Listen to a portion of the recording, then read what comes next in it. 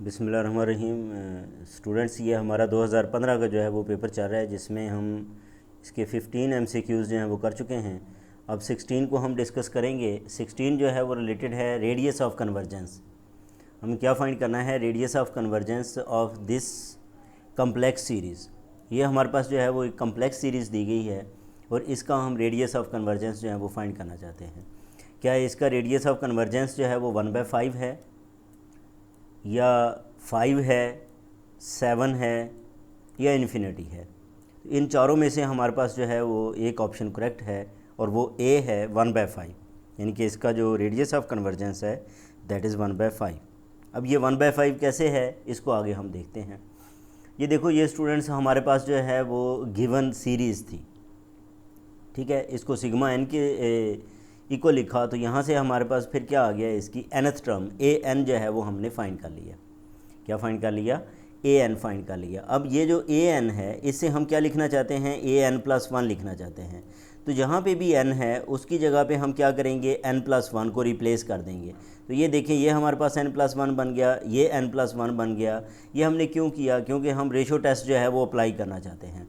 और ratio test में क्या होता है, हमारे पास an+1/an, ठीक है। पहले हम ऊपर जो है वो an+1 की वैल्यू लिखेंगे, नीचे जो है वो an की वैल्यू लिखेंगे।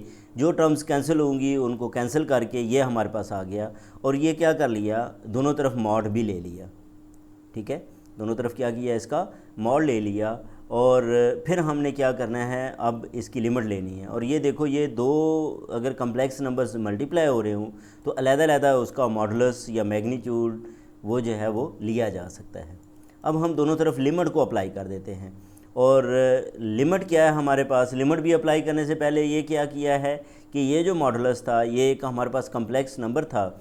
इस कम्प्लेक्स नंबर का जो है वो क्या किया, मॉडुलस फाइंड किया। और वो क्या आ जाएगा, 3 का स्क्वायर प्लस 4 का स्क्वायर, ठीक है। ये 3 का स्क्वायर, मैंने 4 का स्क्वायर लिख दिया था 16, इसलिए वो जो है ये बहरहाल 4 का स्क्वायर है। 4 का स्क्वायर क्या होता है? 16। 16 और 3 का स्क्वायर 9।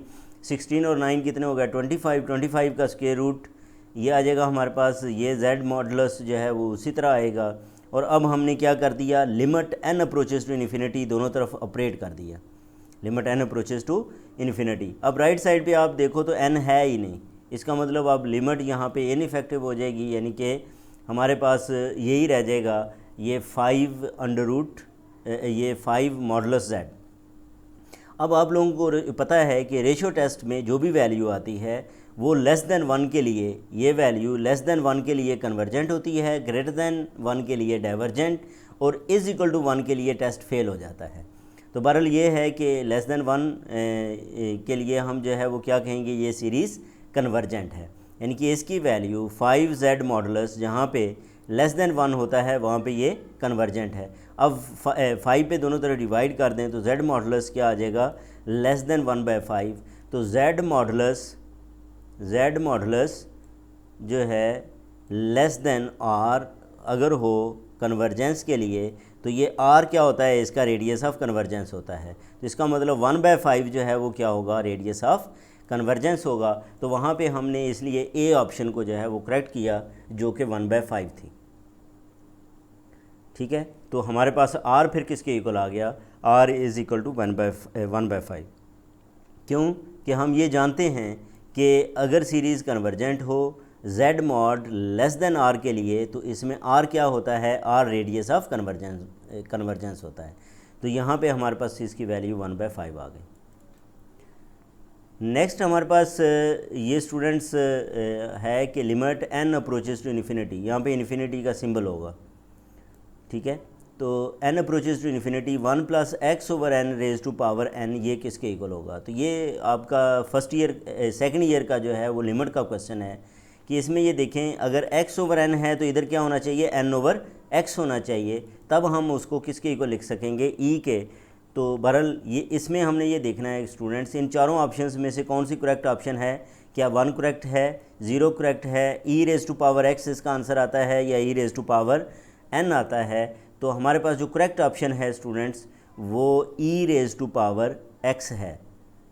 वो क्या है, e⁻x है, यानी कि सी ऑप्शन जो है वो करेक्ट है। और इसको हम आगे चेक भी कर लेते हैं इसके लिए ये देखें, हमारे पास बेसिक ये गिवन है, ठीक है, और इस रिज़ल्ट का हमें पता है। ये रिज़ल्ट क्या है कि 1 + 1/n⁻⁴ e के इक्वल होता है, ठीक है। अब n की जगह पे कुछ भी वैल्यू आ सकती है, जैसे n की जगह पे इसको x को भी नीचे ले आए तो 1/n/x, तो इधर जो है वो क्या होना चाहिए, हमारे पास n/x होना चाहिए।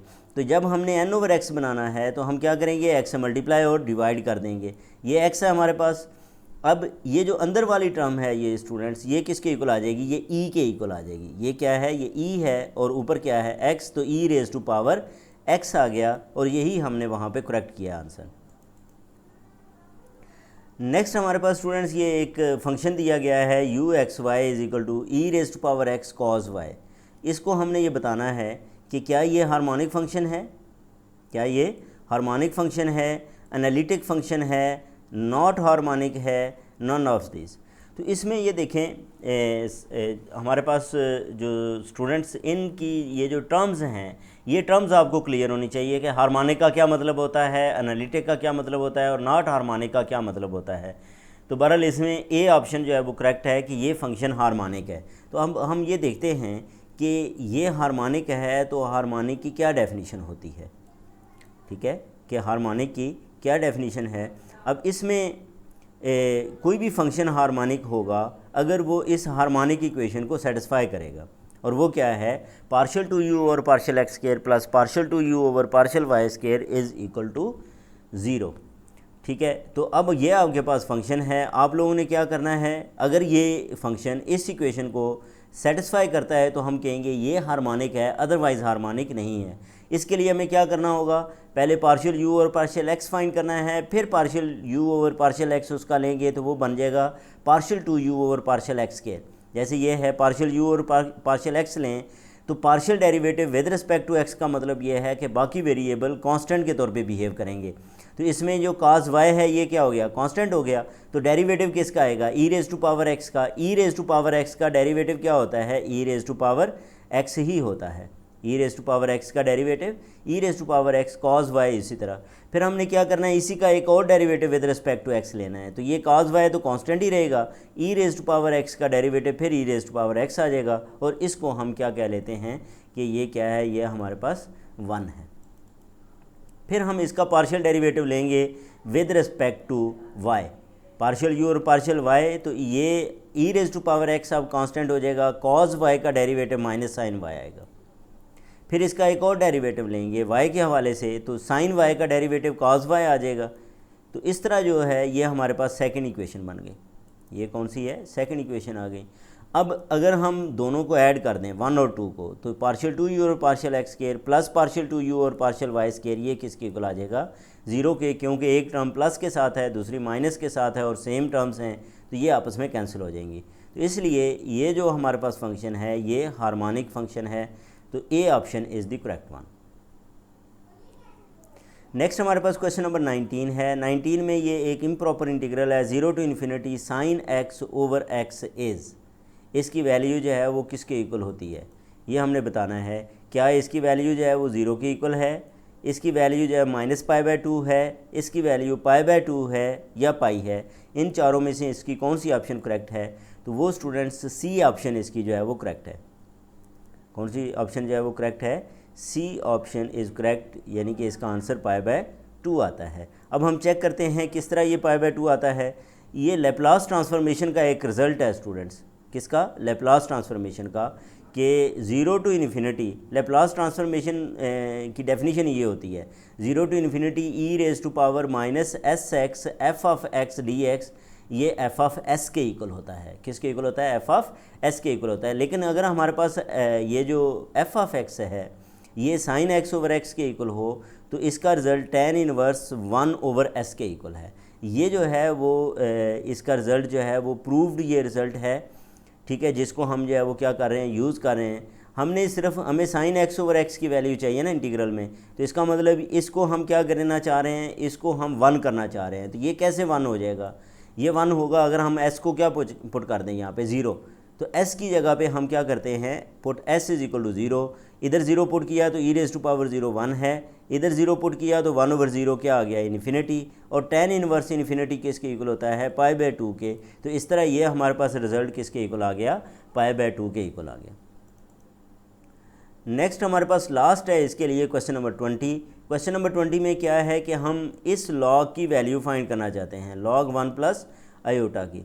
तो log 1 प्लस आयोटा, ये स्टूडेंट्स 4 ऑप्शंस हमें दी गई हैं, सिर्फ साइन का फ़र्क है, बाकी वैल्यूज सेम हैं।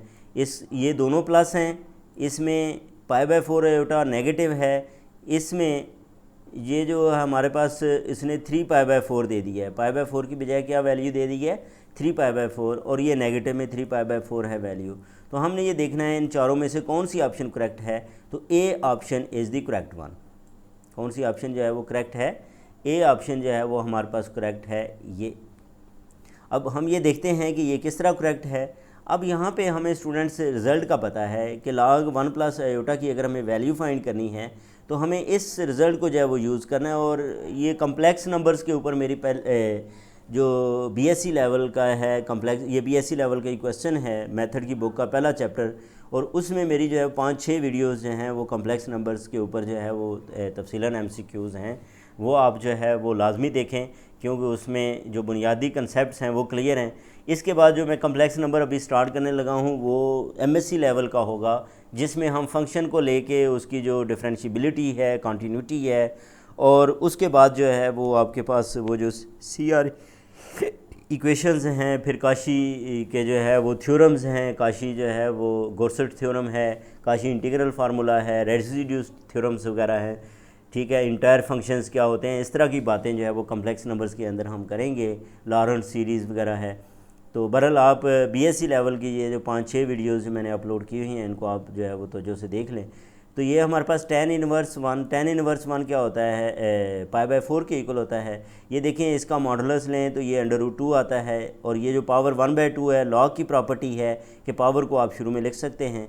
तो ये इस तरह हमारे पास स्टूडेंट्स इसका रिज़ल्ट बन गया, और इसलिए हमने जो है वो ऑप्शन ए को जो है वो क्या किया था, करेक्ट किया था कि ये हमारे पास जो ऑप्शन है दैट इज़ करेक्ट वन।